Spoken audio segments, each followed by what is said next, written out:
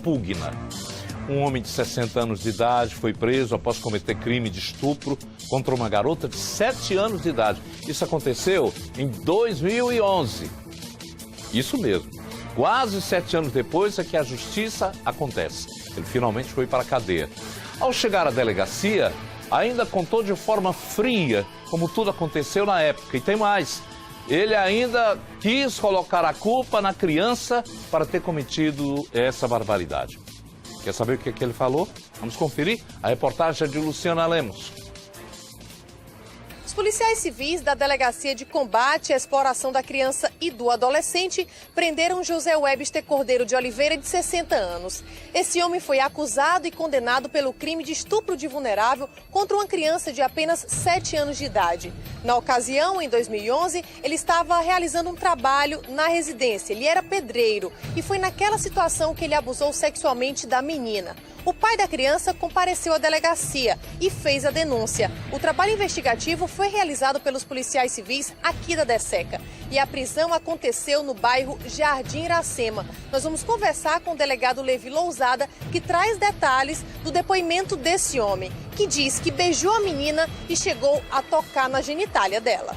Instauramos inquérito policial detalhadamente no dia 10 de outubro de 2011 e já no dia 17 de outubro de 2011 concluímos as investigações e remetemos ao Poder Judiciário. O José Webster ele teve a oportunidade, ao longo de todo esse período, exercer o seu direito de defesa dentro dos direitos e garantias fundamentais do cidadão. O devido processo legal foi observado, de modo que o mandado de prisão decorrente de sentença penal condenatória, que fixou a pena em 8 anos de reclusão em regime fechado, foi expedido, tendo sido recebido no último mês de março pelos policiais civis aqui da DECECA. Ainda em março, a equipe de policiais civis da DECECA deu início às investigações no sentido de dar cumprimento ao respectivo mandado de prisão. Ocorre que o endereço que consta o mandado para cumprimento já não era mais o endereço que o investigado estava residindo, no caso já na qualidade de condenado. De modo que novas diligências tiveram que ter sido feitas, foram aprofundadas e identificamos o José Webster morando no bairro Jardim Iracema. O local então foi dado cumprimento ao seu mandado de prisão. Delegado, como foi essa prisão? Ele chegou a esboçar alguma reação? Ele chegou de alguma forma a evitar essa prisão, podemos dizer assim?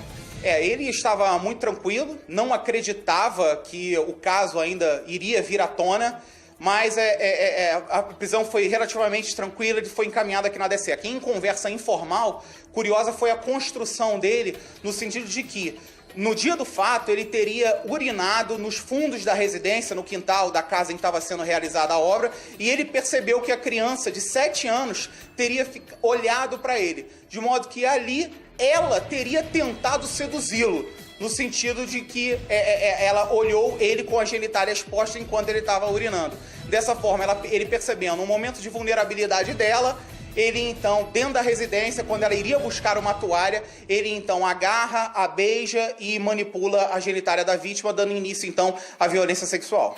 É legal, a gente recebeu também informação de que, além de toda essa situação criada aí pelo José Webster, ele chegou a dizer para a criança que quando ela estivesse tomando banho, lembrasse dele porque ele faria o mesmo, é verdade? Lamentavelmente, essa informação foi confirmada no nosso inquérito, né? Quando ela foi ouvida, ainda aqui pelos profissionais da DECECA, acompanhada de assistência social, de psicóloga, ela relatou que ele, após concluir a violência realizada, o abuso sexual, teria dito para ela se recordar dele quando fosse tomar o banho, já que ele faria a mesma coisa com ela. Uma atitude extremamente abominável, lamentável, num crime hediondo cometido. Procurem a DECECA, façam um boletim de ocorrência, ou então aqueles parentes, vizinhos, que de modo anônimo, através do anonimato, podem também, através do Disque 100, formular denúncias anônimas, que todas serão apuradas aqui na DECECA. É muito importante, a DECECA está aberta a receber a população e dar início às investigações de casos de crime dessa gravidade. Diante de um crime dessa gravidade, aproveitando aí a deixa, algumas pessoas tendem assim, mas um cabra desse não devia viver. Não é a pessoa que tem que ser eliminada, é este tipo de ação feita exatamente pela falta de caráter. Só a falta de caráter é possível explicar uma justificativa dessas. Infelizmente, pessoas que se deixam levar pelas tentações mais baixas da questão da sensualidade, acabam cometendo e prejudicando gente indefesa. Não pratica um ato dessa natureza com quem é do topete dela, não. Com uma criança. porque a criança é indefesa. Quando tenta justificar uma coisa dessa, dizendo que a criança, uma pessoa de 6, 7 anos, uma criança, tem a... Não. Gente, nem argumento tem para se defender. Uma jovem foi abordada no meio da rua por homens que já chegaram atirando. Isso se tornou comum em Fortaleza. No momento do crime, o local estava cercado por pessoas que trabalhavam em lojas de comércio e barracas de comida. Foi um verdadeiro desespero. Denis. O fato foi registrado aqui na rua Quixadá, no Planalto Ayrton Senna. E neste momento, a equipe do SAMU deslocada para este ponto já vai deixando o trecho após constatar o óbito. Essa é a informação. Nós temos muitos policiais militares presentes aqui na cena do crime e a todo instante as pessoas vão chegando para acompanhar este fato violento, esta história, infelizmente, de violência registrada na família da vítima. A informação é de que ela é uma adolescente ainda. A gente está chegando aqui com muita dificuldade aqui. A gente está com profissionais presentes tentando entender ainda o que realmente ocorreu. O corpo está na entrada de uma residência, na entrada de um imóvel, e a informação é de que o disparo teria atingido a região do abdômen. A gente está aguardando aqui uma confirmação por parte da polícia, temos muitos agentes, inclusive já no contato com outras composições via rádio, tentando realmente verificar quem foi o responsável, tentando confirmar toda a dinâmica do fato. Nós estamos em um trecho de muitos comércios, de ruas com grande movimento e certamente muita gente acabou presenciando este fato e a partir deste momento é possível que a polícia consiga alguma informação sobre a morte desta adolescente. Alguns minutos depois, a polícia repassou algumas informações importantes acerca deste fato. A vítima foi identificada apenas pelo primeiro nome, Camila. Ela completou recentemente 18 anos de idade, na verdade, já atingiu a maioridade. Ela foi atingida quando caminhava nesse trecho. Ela mora aqui no bairro, mas em outra área. Aqui, 2 homens teriam abordado a jovem já disparando um tiro na região do abdômen e outro na cabeça. Essa é a informação que a polícia acabou verificando com os profissionais do SAMU. É claro que a perícia vai ser realizada aqui nesse ponto para tentar confirmar toda essa informação acerca dos disparos. A polícia quer saber que tipo de arma realmente foi utilizada neste ponto e, claro, trabalha para identificar os autores. A motivação, ainda há poucos detalhes acerca do fato. A mãe da garota teria passado por esse trecho, mas já foi embora e não repassou nenhuma informação que pudesse deixar a polícia já com um perfil traçado desta garota. Seria um crime por envolvimento com o mundo dos crimes ou não?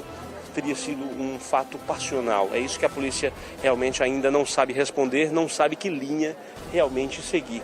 Agora, a gente precisa destacar algo importante. Quando os tiros foram disparados nesse ponto, certamente houve uma correria, as pessoas ficaram expostas muito ao perigo. Aqui nós temos um pequeno comércio de frutas e verduras, as pessoas estavam trabalhando, certamente recebendo os clientes. Aqui nós temos um trecho de comércio muito ativo, são mercantis, são lojas e além da passagem realmente de pedestres, de veículos nesta esquina, inclusive que é passagem de coletivos aqui do trecho. Portanto, a execução dessa jovem expôs muita gente ao perigo, mas a informação da polícia é que só ela foi atingida e agora a investigação deve responder qual a motivação para esta morte de uma jovem que só tinha 18 anos de idade. Vamos levar em conta que a possibilidade de lucrar com drogas. Isso, às vezes, é um componente que leva muita gente sem cabeça para pensar a agir dessa maneira. Só que não pensa nas consequências. O preço de quem vive do lucro das drogas é terrível. Você aí de casa que tem filho pequeno, a gente sempre dobra os cuidados em relação a eles devido à fragilidade e à facilidade com que contraem doenças, não é verdade? Pois bem, o Barra Pesada recebeu uma denúncia de pais de bebês e de crianças pequenas que estão passando por verdadeiros transtornos para conseguir atendimento médico. A expectativa pelo o andamento de toda a situação é que a demora ela venha a se prolongar, porque vocês já estão aí há um tempo considerável. Desde 1h da tarde. A maioria está apresentando sintomas de virose. Isso, virose. O pessoal disse que tem apenas um pediatra, né, para atender todo mundo. A matéria completa você vai ver ainda daqui a pouco, a edição de hoje do Barra Pesada. Um homem de 34 anos, dono de extensa ficha criminal, incluindo diversos homicídios, foi capturado. No momento da prisão, ele estava com uma mochila cheia de armas e drogas. Luciana Lemos. O homem foi conduzido aqui para o 7º Distrito Policial, que fica no bairro Pirambu. Francisco Giovânio Marques de Souza, de 34 anos de idade, que já possui vários antecedentes criminais. Uma ficha criminal bastante extensa. A polícia recebeu informes de que ele estaria aqui mesmo nas mediações do bairro Pirambu, precisamente na Rua República. Os policiais militares foram até lá, foram várias viaturas que, em conjunto, participaram dessa, inicialmente, perseguição e logo em seguida a prisão desse homem, que também é conhecido por Vaninho. De acordo com informações da polícia, ele já possui vários antecedentes criminais, principalmente com relação a homicídios. Há uma informação de que ele é suspeito de um crime que vitimou um dos maiores traficantes aqui do bairro Pirambu, um homem conhecido como Zé Arnaldo, e também o filho dele. Além desses crimes de morte, Francisco Giovânio responde por receptação, porte ilegal de uso de arma de fogo, além do tráfico de drogas e corrupção de menores. No momento em que a polícia militar chegou ali nas mediações da Rua da República, ele chegou a pular pelos telhados das residências com o intuito de fugir, de não ser preso naquele instante. Ele estava com uma mochila, mas estava também com uma pistola .40 e um carregador na cintura. Ele usava essas armas justamente para se defender. Dentro da mochila havia todo esse material que vocês observam na imagem. Nós temos aí drogas que também foram apreendidas com ele, além de outra arma de fogo, uma pistola 380, 3 carregadores, as drogas, como vocês podem observar, maconha e crack.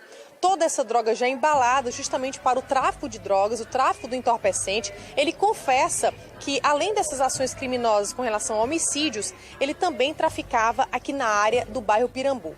Para a polícia, ele também disse pertencer a uma facção criminosa e se entregou. Ele já foi preso outras vezes aqui mesmo no 7º Distrito Policial e se encontra recluso aqui no Xadrez, mas não vai permanecer aqui nessa distrital devido à alta periculosidade deste homem. A gente observa agora o Francisco Giovânio saindo da viatura da Polícia Militar. Ele tinha ido com esses agentes da segurança até a perícia forense para realizar o exame corpo de delito. Saindo aqui da viatura, o que você tem a dizer com relação a esses crimes? Nada a falar, não. Nada?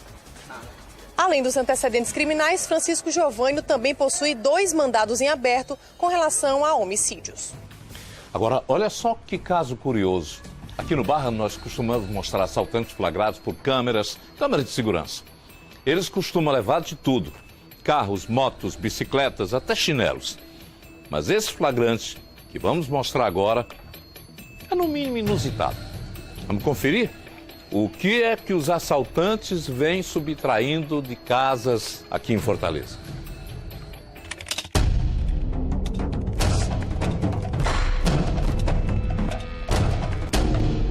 Nós estamos na segunda etapa do Conjunto Ceará. As imagens que vocês acompanham a partir de agora foram enviadas para o WhatsApp do Barra Pesada e mostram o momento exato em que esse homem está caminhando na rua. Por volta de 3 horas da manhã, ele se aproveita do horário, do pouco movimento e sobe nesse poste. O poste está ao lado de uma residência e é justamente a residência em que ele vai agir. Ele rouba vários pertences dessa casa. E o que ele chega a levar chama a atenção, porque foi uma maleta de maquiagens e vários produtos femininos. É isso mesmo. O poste que ele subiu é esse que vocês observam aqui nas imagens de Ranieri Salles. Ele se aproveitou desse equipamento, subiu também aqui nessa estrutura do poste, teve acesso à parte lateral da residência e posteriormente à parte superior da casa. Meu irmão estava dormindo sozinho, aí ele adentrou o último quarto lá e levou os pertences dela, né? E o que foi levado? Produtos de maquiagem, algumas roupas que ela tinha bastante, que ela tem bastante, livros do colégio da minha sobrinha, mochila, tanto que na imagem, quando, né, que foi gravado, ele vai saindo da residência junto com os produtos, né? Com a mala, a mochila. Incrível que ele só rouba maleta de maquiagem, produtos de mulher. Ele observa de tarde, assim, de noite, olha pra cima, que ele só rouba em canto alto. Na outra imagem dá pra ver que ele tá subindo o poste, fica olhando pra cima pra ver como é que ele vai pular. É quando dá 3 horas da manhã, que é sempre ele faz isso. Aqui ele foi 3 horas da manhã e lá também, 3 horas da manhã, ele só faz isso. Arrombaram um gabinete aqui, primeiro que foi arrombado aqui na Avenida H. Mas era um casal. Sempre um rapaz de boné, mas era um casal. Aí aqui já veio só. Eles já pegaram a mulher, deram uma pisa, que o homem conheceu, o dono da casa. Aí agora ele está agindo só. Já estamos na rua 521 e foi justamente aqui onde o homem agiu mais uma vez, de forma semelhante. Veja as imagens. Ele se encontra também com o boné, está caminhando na rua, aparentemente observando toda a movimentação. Tudo foi registrado exatamente pelaquela câmera de segurança que vocês observam nas imagens de Ranieri Salles. Ele entra na residência, a residência também que fica no piso superior. Naquele momento não havia ninguém dentro de casa. Aqui a gente está à mercê da vagabundagem, né? Toda hora aqui a gente senta na calçada, mas vai olhando para um lado e para o outro. E principalmente à noite que esse meliante vem atacando, né?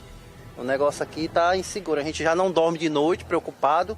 Eu, particularmente, já estou preparado para o que der e vier, né? Porque ele está atacando mesmo, ninguém sabe como é que ele está entrando. É um mistério. Aqui está totalmente inseguro, viu, contra o Ceará. Policiamento aqui não existe. Só passa aqui, quando chama, passa uma hora para chegar. Mas é muito difícil aqui, muito complicado. Aqui estamos nas mediações do batalhão da Polícia Militar, não fica tão longe, né? É bem próximo ao batalhão, só que polícia aqui é só passeio mesmo. Só tem padaria, restaurante e tem polícia. Essas câmeras, elas, na realidade, não intimidam o ladrão. É só os malandros que estão mandando mesmo aqui dentro de Fortaleza. Ressalto, nós estamos próximos ao batalhão da Polícia Militar, que fica aqui nas mediações, e nem a presença da polícia, ou até mesmo câmeras de segurança, cercas elétricas, equipamentos com o intuito de trazer um pouco mais de segurança para os moradores, nem essas instalações estão realmente coibindo essas ações criminosas.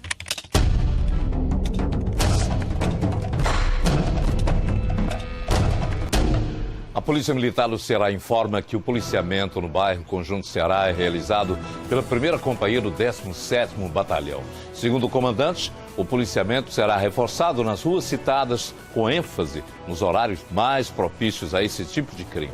A Polícia Militar ressalta a importância do boletim de ocorrência para que haja intensificação de policiamento nos locais de maiores índices de ocorrência. Agora, o cara que resolve roubar somente produto de beleza da estética feminina, se não for para uso próprio, é para venda, né? Claro. Língua maldosa. A polícia capturou um trio de traficantes que trazia materiais ilícitos lá do Piauí para o Ceará. A abordagem aconteceu exatamente na divisa entre os dois estados. O que mais chama atenção é exatamente o local onde os criminosos escondiam o material. A Manu vai contar pra gente. A apreensão da droga foi realizada pelos policiais que trabalham no batalhão de divisas e aconteceu na divisa do Ceará com o Piauí, de maneira mais precisa no município de Crateús, na localidade de Ladeira dos Tucuns. A informação que se tem é que foi dada a ordem de parada para 2 veículos. Em um dos carros, de maneira mais precisa, uma Saveiro, que era dirigida por Francisco Francieles Barros Lima. Nela foi feita uma vistoria e os policiais rodoviários acabaram encontrando dentro dessa Saveiro uma pistola calibre .40 com um carregador com 13 munições, uma pistola totalmente carregada. Passaram a continuar as diligências dentro do veículo e no veículo também foram encontrados outros materiais ilícitos. O segundo veículo era dirigido por Vicente de Paula Oliveira. Com um dos ocupantes desse carro, a polícia encontrou uma determinada quantidade de cocaína, uma pequena quantidade de cocaína que havia sido inclusive dispensada por um passageiro e também uma pequena quantidade de crack. No outro carro, na Saveiro, ainda conseguiram localizar no motor um revólver calibre 38, municiado. A informação que se tem que também foi localizada uma bolsa com uma balança de precisão e uma quantia de quase R$ 7.500. Outro material que também foi encontrado foram aparelhos telefônicos, folhas de cheques preenchidas e também talões de cheques em branco e relógios, possivelmente já produto aí da troca do material por droga. Foi dado voz de prisão para todas as pessoas e todas elas foram encaminhadas à delegacia para a lavratura do flagrante. Só que quando chegaram na delegacia, os inspetores acharam por bem fazer outra vistoria dentro do carro. E aí foi que veio a surpresa. Vejam essas fotografias disponibilizadas pela polícia. Nelas, vocês veem aí vários tabletes de maconha, né? A informação que se tem é que esses tabletes, como mostram as fotografias, estavam aí nos consoles do veículo, né? Vocês veem aí que eles tiveram que retirar a porta, tiveram que retirar a parte do forro da Saveiro. Ao todo, foi encontrado mais de 9,5 kg de maconha, 1,2 kg de crack e mais 1,50 kg, né? 1 quilo, pouco mais de 1 quilo de pasta base de cocaína. Um trabalho importante que começou com os policiais que trabalham no Batalhão de Divisas e terminou já na delegacia com a finalização do flagrante e, obviamente, aí o encontro de mais droga que foi tirada de circulação. Vamos falar da corrupção no sistema penitenciário do Ceará. Áudios divulgados pelo Ministério Público deixam bem claro a relação de servidores da Secretaria de Justiça e Cidadania do Ceará com criminosos. As escutas telefônicas com autorização judicial mostram a proximidade de uma mulher identificada como membro do PCC com o ex-diretor da CPPL e com o ex-titular da Coordenadoria do Sistema Prisional. Foram 1.850 horas de gravações que escancaram mais uma realidade triste de corrupção no país. Emanuela Braga. As gravações expõem alguns alvos da operação, incluindo o ex-diretor da COSIP, Edmar de Oliveira Santos. Alguns trechos mostram a participação de servidores que detinham cargos de confiança dentro da Sejus. Na primeira escuta, a mulher, membro do PCC, identificada como Giseuda Ferreira de Lima, chama de chefe o ex-coordenador da COSIP, Edmar de Oliveira Santos. Boa noite, chefe. Boa noite. Boa noite. Meu filho, vai ter transferência da 3 para alguma unidade? Transferência da 3? Não. Tomou um susto. Não, seu pai. Eu tô com o senhor ouvindo da boca do coordenador. Vai não, né? Não, seu pai. Pois os agentes lá desceram e disseram que o pessoal quer ser transferido. Eu passo de cadeia aqui. Como é? Não tem ordem minha pra nada, nem recebi ordem também não. Pois é, então pronto, agora eu vou dormir tranquilo. Tá. Tchau, meu filho. Tá, tchau. A mesma mulher foi flagrada em uma outra ligação com Erlano Walker Falcão Macieira, ex-diretor da CPPL2. Faz um grande favor pra mim. Oi. Porque eu tô tentando falar aqui com o Edmar e esse seu número aqui é novo, ele não tem. Fala com quem? Com o Edmar, tinha como tu pedir, pra tu ligar, pra te pedir pra ele me atender, dizer que eu estou ligando pra ele, final 29. 5529, né? Porque eu vim entrar aqui nesse presídio aqui e disseram que não pode mais entrar com a identidade. Eu já tive essa situação pra Edmar. As escutas também flagram uma conversa entre duas amigas de Giseuda. Elas querem negociar a transferência de cela do detento Francisco Rafael Alves da Silva, o Rafael Chilito, preso na CPPL1. Pede para Giseuda passar lá pela 1 e ver quanto é que sai a mudança de rua do Rafael, pagar. E me passa o valor, que aí eu falo com ele autorizando, ela já transfere e eu dou o dinheiro quando chegar aqui. Ela fala lá para ver quanto é a mudança de rua, né? Pagar, isso aí, pagar. Em outra ligação, Giseuda diz quanto seria a propina para liberar Rafael Chilito. A negociação também envolveria Mauro César Ximenes Andrade, ex-diretor da CPPL1, afastado com as investigações. Após as conversas, Rafael Chilito conseguiu fugir da penitenciária. Na hora que fala o nome Rafael, assim aparece um bocado de S dentro dos olhos dele. Os cifrãozinhos, né? Viu? Aí, transferência de rua por menino ali, 600, 800, 1.000, o rapaz recebe 2.000. São 2.000, né? Viu? Só dizendo antemão. Isso eles querem 2.000, eles. 1.000 pra cada. Aí tu tentando falar só com o Mauro, tu acha que não dá certo, não? Tipo assim, saia 1.500 teu e 500 por. É porque E 1.000 pro Mauro? É porque, assim, o Rafael, ele tem uma ordem judicial que ele não pode ser mudado, a judicial, a secretaria que ele não pode ser mudado de rua. Pro Mauro Moraes, eu vou ter que pedir autorização do Neto, porque o Neto é o diretor, né? Eu não sei. O Mauro não tem esse poder de transferir só. Eu sei. Então, de um jeito, eu tinha que molhar a mão de um e mão de outro. Saiu 2,500. Pois é.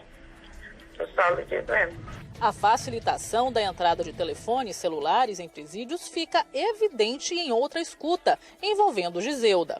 Ela pede ajuda para entrar com aparelhos no presídio feminino Auri Moura Costa, onde o ex-diretor da COSIP, Edmar de Oliveira, já trabalhou como diretor adjunto. Cada equipamento é negociado, em média, por R$1.000. Valesca, eu doida pra falar contigo, Valesca, pra arranjar, tem os corre lá de celular de com força lá pro Aurinho. É. Dá certo, a minha criada não tá lá, ela bota lá pra ela. Ela já tem, né? Sim, mas aí, mais passada deve estar vendendo também, já certo, né? Porque lá agora lá tá caríssimo. Quanto? Sai a 1.000. E aquele Moto G, quanto é que tá? 1.000 pontos. Durante esse período de quase 2 anos, nós fizemos essa coleta de provas que irão capitanear as ações que serão desenroladas depois desses próximos 60 dias, em que imputa realmente uma série de irregularidades e alguns fatos criminosos dentro das ações dessas pessoas que formam, não vou dizer a cúpula da Sejus, mas a partir do segundo escalão da Sejus, seriam os coordenadores de sistema e alguns diretores de unidade e alguns agentes penitenciários. Para ser bem justo, não são todos os diretores, não são todos os agentes que estão envolvidos em crimes. Alguns estão e esses receberão a punição do Estado através da devida ação a ser promovida. Nós temos mais de 1.850 horas de gravação por interceptações telefônicas com autorização judicial, todas elas com autorização judicial, um imenso número de SMS. Então tem um vasto material. Temos celulares apreendidos que estão sendo periciados, computadores apreendidos sendo periciados, documentos apreendidos que estão sendo submetidos a análise e perícia. 7 servidores suspeitos de envolvimento nos casos de corrupção estão afastados das funções por 60 dias. Esse é um período em que a investigação vai prosseguir com a análise de documentações apreendidas. A Secretaria de Justiça afirma em nota que cumpriu a determinação de afastar os envolvidos e que acompanha as investigações. A Sejus diz ainda ser a principal interessada na completa apuração dos fatos. Nelson Gesteira, inclusive, conversando com ele falou que há investigação em outras unidades também. A coisa está em sigilo ainda, ele não pôde adiantar mais nada. Com o surto de gripe, que a gente estava falando, principalmente a temida H1N1, que voltou a preocupar a população cearense, a procura por consultas médicas e pela vacinação em unidades de saúde tem aumentado bastante. Os pais, principalmente de crianças pequenas, temem o pior e, por isso, acabam passando por enormes transtornos devido à dificuldade para obter o atendimento. A Emanuela Braga foi até um desses locais e mostra a situação que está sendo enfrentada por lá. A aglomeração de pais e mães de crianças aqui em frente ao Gonzaguinha de Messejana tem um motivo muito óbvio. Segundo eles, a demora no atendimento exatamente porque só um médico estaria atendendo, né, as crianças. E detalhe, teve gente aqui que chegou de manhã e só foi atendida agora à tarde. E a expectativa pelo andamento de toda a situação é que a demora ela venha a se prolongar, porque vocês já estão aí há um tempo considerável. Desde 1h da tarde. E o que o pessoal diz do atendimento? Não, diz que tem que esperar. São muitas crianças para eles atenderem. Agora a senhora está aqui desde que hora? 2 horas. Desde 2 horas. Eles falam que vão atender os que estão mais necessitados, os bebês que estão mais com a febre alta e os outros que estão menos depois. A maioria está apresentando sintomas de virose. Isso, virose. A maioria. Ou seja, então a solicitação maior é pediatria. Pediatria. Olha, o Valverde vai mostrar para vocês, a gente não tem acesso ao hospital, mas aqui vocês têm a noção da quantidade de crianças, de pessoas que têm que ser atendidos, que estão esperando para serem atendidos aqui. O senhor está aqui desde que horas? A gente chegou aqui, era 1h da tarde. 1h da tarde. O que é que o garotinho tem? Ele tá com garganta, tá com febre, dor na garganta. Tem uns carocinhos no rostinho dele. Isso acaba assustando vocês porque tem um surto obviamente, de virose, mas também tem a história da gripe H1N1 e fica todo mundo assustado, querendo saber o diagnóstico correto, não é isso? Com certeza. A senhora está aqui desde que hora? Eu cheguei aqui meio-dia e ainda nem previsão dele ser atendido. Menino cansado, tossindo, pede o nome da criança, não manda entrar, nem chama, nem nada, e a gente aqui perdendo tempo. 4 dias hoje com febre direto. Com febre direto e manda esperar. Olha, o pessoal diz que tem apenas um pediatra, né, para atender todo mundo. E isso aqui que a gente está vendo só nessa sala de espera, lá dentro ainda tem mais. Tem muita gente lá esperando. Também criança, a maioria? Criança, só criança. Febre, vomitando, diarreia. Olha, gente, realmente é uma quantidade muito grande de crianças que a gente tem, não só ao nosso redor, quanto também lá dentro. Ó, e chegando mais gente para atendimento, né? E o que deixa, obviamente, os pais e as mães ainda mais angustiados. O fato é que a reclamação foi feita, a nossa equipe de reportagem veio até o Gonzaguinha de Messejana, que fica aqui na Avenida Washington Soares, e aí, cabendo à Secretaria de Saúde do Estado, dar uma resposta para a população que tem que procurar, né, um hospital como esse, por não ter aí a possibilidade de ter um plano de saúde. O que resta, infelizmente, o serviço público. E da maneira como está, o serviço público não tem como atender a demanda. Sobre essas denúncias, a nossa produção recebeu um vídeo em resposta às reclamações. Nós temos a esclarecer que nos preparamos para esse momento, esse momento sazonal em que, por conta das chuvas, aumenta a incidência de viroses. Então nós nos preparamos. Ao invés de 2 plantonistas, nós temos 3 plantonistas no plantão noturno e 3 plantonistas no plantão diurno. E que, esclarecendo que no plantão diurno, nós atendemos 125 crianças e atendemos segundo um sistema de classificação de risco.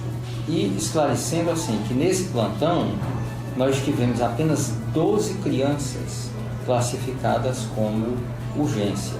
As outras 113 eram casos que poderiam ser atendidos em postos de saúde. Deixa eu fazer uma pergunta. Você é ou não é honesto? Já foi desonesto?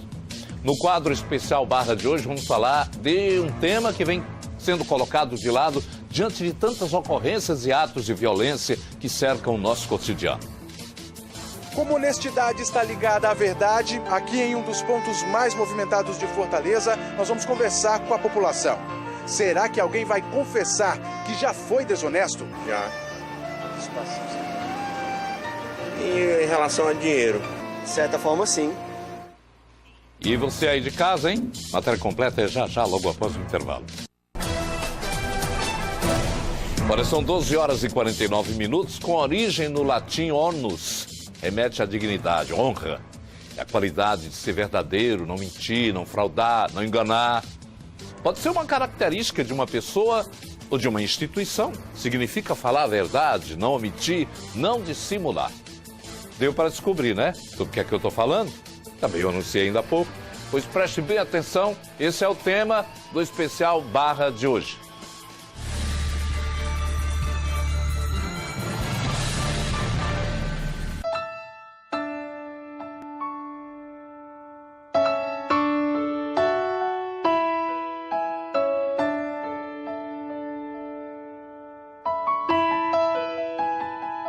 Nos últimos dias, um fato inusitado vem acontecendo aqui em Fortaleza e na região metropolitana. Uma mulher pede o telefone celular emprestado para fazer uma ligação de emergência. Basta uma pequena distração do proprietário do aparelho e a mulher vai embora, levando o celular. De acordo com o delegado que investiga o caso, pelo menos 7 pessoas tiveram os celulares levados da mesma maneira. A acusada, Luziana Lima Bezerra, se apresentou na delegacia e foi indiciada por furto qualificado e estelionato. A informação que a gente recebeu inicialmente, que ela teria se deslocado até um cursinho, se passado por aluna, e pedido o telefone celular emprestado de uma colega, né? Ela saiu da sala dizendo que iria falar do lado de fora para não atrapalhar a aula e não retornou mais, né? Subtraindo o celular da vítima. Apareceu também vítima de um veículo que ela teria alugado e não fez o pagamento, e quando ela foi cobrar, ela fez o pagamento com aquele envelope vazio, né? Que configura o crime de estelionato, né? E ela acabou sendo identificada, né? Nós chamamos aqui para a delegacia.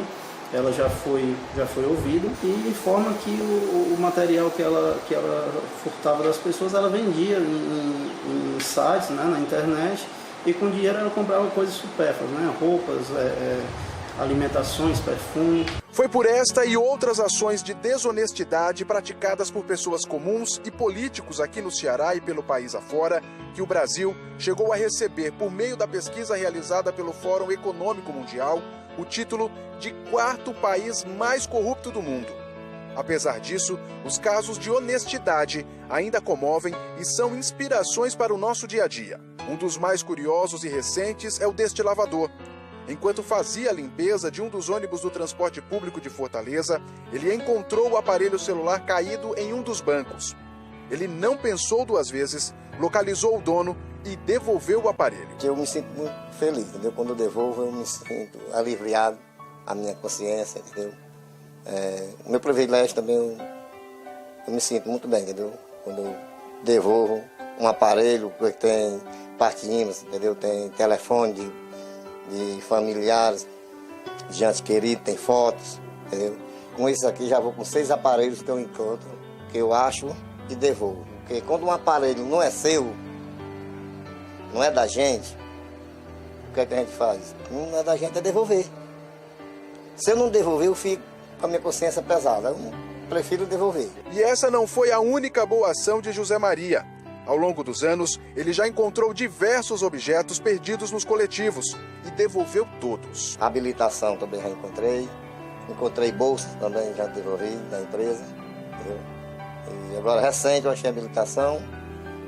Encontrei a habilitação e encontrei o celular, um J6. Aí o rapaz me ligou, aí eu devolvi, aí mandei ele vir pegar aqui na portaria e entreguei aí. Nós podemos dizer que esse cidadão ele não foi simplesmente honesto. Ele foi além da honestidade. Ele foi honesto também. Mas se ele simplesmente olhasse para os aparelhos e ali os deixasse, ninguém poderia acusar ele de desonesto. Porque ele não fez o feio de pegar o alheio. Ele deu os frutos da virtude. Outro exemplo de honestidade partiu deste garoto de apenas 13 anos de idade. Francisco Guilherme voltava da praia na periferia de Fortaleza, quando no meio do caminho encontrou uma carteira com R$400 caída no chão. Ele também não pensou muito e, com a ajuda de um amigo, resolveu procurar o dono e conseguiu devolver a carteira. Eu fui com prancha, eu surfei, eu vim embora, vim por dentro, aí tinha uma carteira no chão, peguei e fui lá no bar do outro lado. Aí, não é de vocês, não? Aí ele disse, não, deixa eu ver aqui dentro. Aí tinha o número do homem e o endereço, aí nós foi lá, na casa do homem. Aí o homem que tava comigo, né, que tava com carteira, bateu palma e aí veio a mulher dele. Essa carteira não é do seu marido, não? Ele, foi esse menino que achou, se a senhora não quiser dar um agrado pra ele. Eu ensino a eles a achar e devolver, não pegar em nada de ninguém, porque não é deles. Tem que devolver, procurar saber quem é o dono. Como honestidade está ligada à verdade, aqui em um dos pontos mais movimentados de Fortaleza, nós vamos conversar com a população. Será que alguém vai confessar que já foi desonesto? É o que nós vamos conferir a partir de agora. Já. Que situação, por exemplo? No trânsito. Às vezes não dá uma passagem, isso às vezes é um pouco de desonestidade, né? Às vezes ultrapassa, às vezes não dá vez pra alguém, acaba sendo um pouco de desonestidade. Já. E em relação a dinheiro? Já foi vítima de desonestidade também? Bastante. Por isso que às vezes a gente faz porque já foi vítima da desonestidade. Foi desonesto em algum momento? De certa forma, sim.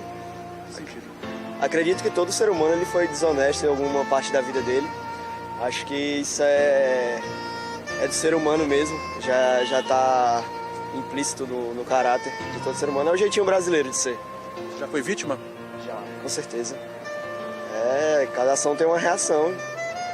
E é muito difícil do ser humano esperar que não acontecesse com ele também, da mesma forma que ele faz com as pessoas. Para este promotor de justiça, algumas ações podem mudar a realidade do Brasil no que diz respeito à honestidade, além de contribuir para a formação de uma sociedade moralmente equilibrada. Nós precisamos, sim, de muitas pessoas honestas em nossa sociedade para mudar a realidade que hoje nós temos. Aí nós vamos ter uma sociedade que nós poderemos conceituar de moralmente equilibrada, digna de um povo tão lindo como é o povo brasileiro. A melhor forma de mudar, cara, na minha opinião, eu acho que é tentando pensar mais nas outras pessoas, tentar fazer com as outras pessoas, ter um pouco de humanidade, que é o que eu acho que mais falta hoje em dia. Sua opinião, o que fazer para mudar essa realidade? A pessoa ter mais consciência e pensar no próximo. O que fazer para mudar? Ser honesto.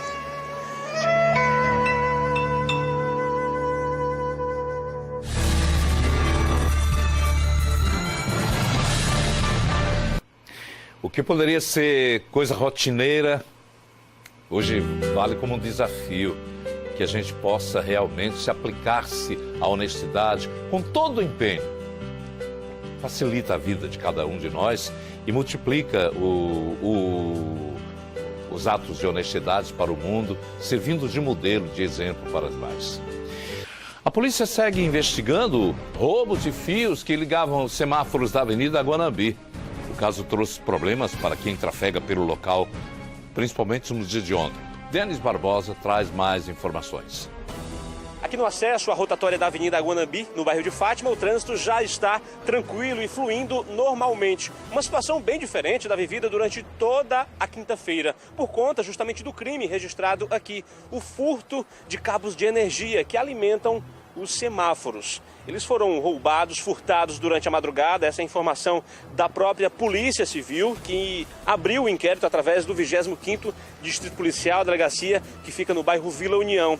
Os inspetores estão buscando agora identificar os responsáveis por este caso, que acabou prejudicando todo mundo já no início da manhã, durante a tarde, até o início desta noite. A gente observa que, inclusive, quem já está na rotatória tem um semáforo ali, mas ele já está funcionando também normalmente, portanto, todos os cabos que alimentam esses equipamentos já foram repostos e o motorista consegue voltar para casa com tranquilidade. A gente sabe que esse é um trecho complicado por conta de uma obra que existe nesse entorno, então sem o semáforo tudo ficou mais complicado, mais difícil. Outro trecho que também teve os fios furtados foi o entrocamento da Monsenhor Salazar, a rua Monsenhor Salazar, na chegada com a BR-116. Lá também foi necessária a presença de agentes da MC para controlar o trânsito e, durante essa quinta-feira, deixar o motorista com menos problemas. As pessoas que realizaram o crime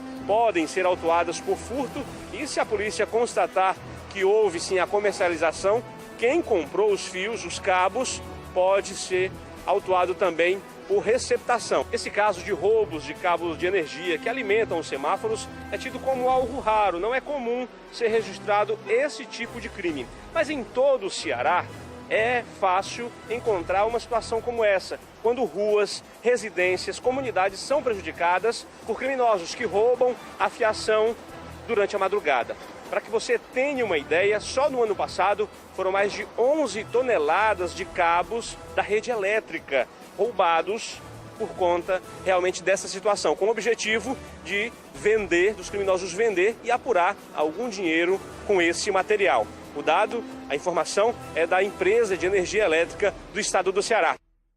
Um flagrante de tentativa de assalto na parada de ônibus. Observe só essas imagens que foram enviadas para o WhatsApp do Barra Pesada. Note que os criminosos chegam em uma moto e já anunciam o assalto, apontando a arma em direção às vítimas. As vítimas que estavam na parada de ônibus. Elas correm desesperadas, um susto grande. Perceba, o horário em que o fato aconteceu era ainda início da manhã, 5h30 da manhã. Olha só, a pessoa que amanhece, começa cedo, sai para o trabalho e de repente bandidos, ladrões chegam Eles estariam também aguardando o coletivo para se dirigir ao trabalho, para a faculdade. Então foram surpreendidos com a ação desses dois criminosos. Você está vendo novamente. Eles depois fogem, ainda bem que não levaram nada, né? Não levaram. Mas o que é que pode... Quando eles pararam ali, eles já saíram correndo porque sabiam... Quer dizer, que é algo que rotineiro. Por sorte, a ação foi frustrada, os bandidos não conseguiram levar nada. Esse fato ocorreu no conjunto Santa Filomena, região da Grande Messejana. Aí quando ele está saindo, ó, a sandália quebra e ele leva na mão. Ainda bem que foi a sandália, porque devia... Não vou desejar mal para ninguém, não. Deseja que a polícia esteja em locais onde a cidadão trabalha. A polícia era para estar 24 horas em todo canto, né? Há uma necessidade de um projeto de policiamento mais ostensivo na rua. Não é só quando acontece isso aí, não. Amanhã vai aparecer um bocado de viaturas por aí. Tem que ter um plano, um projeto que parece que não existe nessa cidade. Uma semana após a morte da universitária Cecília Moura, que foi assassinada quando ia para o trabalho, familiares da jovem resolveram homenagear a memória da vítima exatamente no local em que o crime aconteceu. Vamos acompanhar? O memorial em homenagem à universitária foi erguido exatamente a aproximadamente 100 metros de onde o veículo dela colidiu com o muro na rua Vereador Pedro Paulo. Nós estamos na rua Onofre Sampaio Cavalcante. Foi exatamente nesse ponto que a família escolheu para homenagear a universitária Cecília Raquel Gonçalves Moura, de 23 anos. Aqui foi plantado, vocês veem aí, foi colocado um gramado, foram plantadas algumas mudas, enfim, para deixar bem claro que foi nesse ponto onde ela foi baleada e a partir daqui ela acabou perdendo o controle do veículo, entrando na rua Vereador Pedro Paulo, que fica um pouco mais à frente. Vocês têm como notar o espaço, né, até lá. E logo depois à esquerda foi o exato local onde o veículo acabou colidindo ali com o muro. A jovem universitária foi morta exatamente há uma semana aqui nesse trecho, durante, segundo a polícia, uma tentativa de assalto. Uma possível reação pode ter motivado o disparo que acabou matando a jovem. Em tempo recorde, a polícia conseguiu aí prender 7 pessoas acusadas de envolvimento de